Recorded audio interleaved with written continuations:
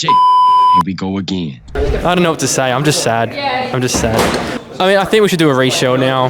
Any punch-ons coming up? No.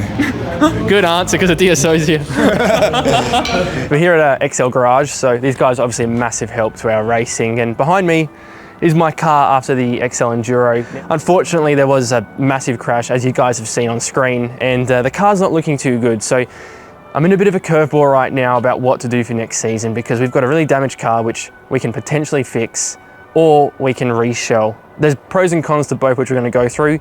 I want to get a car ready for next year, and I don't know what we're going to do. So let's look at the damage before we see the pros and cons of both, because it's pretty bad. So looking at the front of the car, look, this stuff is, well, it's cosmetic, you could say, but that's not the big problem. That's just normal panel damage. This is the problem with my car. Our sill panel does not really exist anymore as it's meant to, nor does our window or our door. Because if you guys remember, last year I leased this car out and the other side got T-boned just like this in the same spot.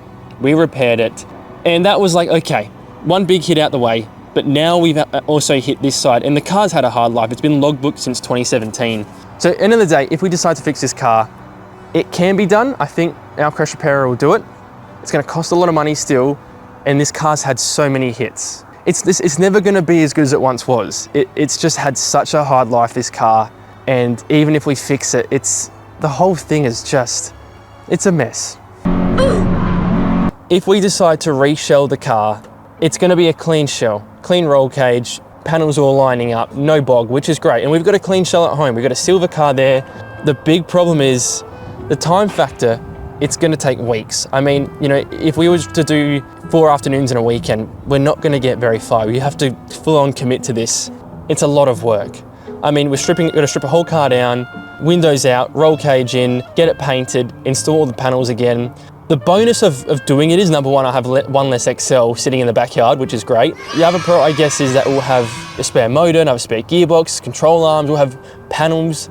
The labor intensity compared to just saying to my crash repairer, can you fix it? It's a whole different outcome. And I don't know how much time I'm gonna have to get a car ready.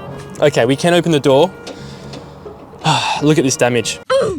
This is what we're talking about, you know, okay. It's a massive job. I mean, even this panel's damaged here, so you'd obviously have to do a massive cut through there, but the compromising part is the rail's not bent, which is great. Okay, the floor's not bent from what I can see, but there's still a lot more excess work to make something fit here. I hate to see it, but you can see the damage on the underseal as well. So chassis rail's okay, but it's not pretty. This inside floor is compromised, and this rail is probably going to be bent slightly, I'll guarantee that.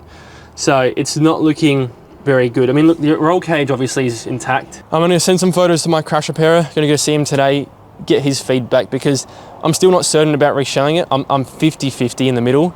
There's no other way to say it. It is really not in a good position to fix at the same time. All right, now I'm gonna go see Rob at Evo Crash, get his opinion, so stay tuned, and I'll show him the photos and see what he says. Don't forget, last time too, you had your quarter there was squashed too. So this is more hit and more on the one spot. It can be fixed. It's really comes down to you. What do you want to do? We can fix it. It's a big relief to hear that. They've both got pros and cons, and time and effort is obviously the most important thing. Not that I want to be lazy about this, but from a time perspective, having Rob fix the car is going to save us so much of this hassle.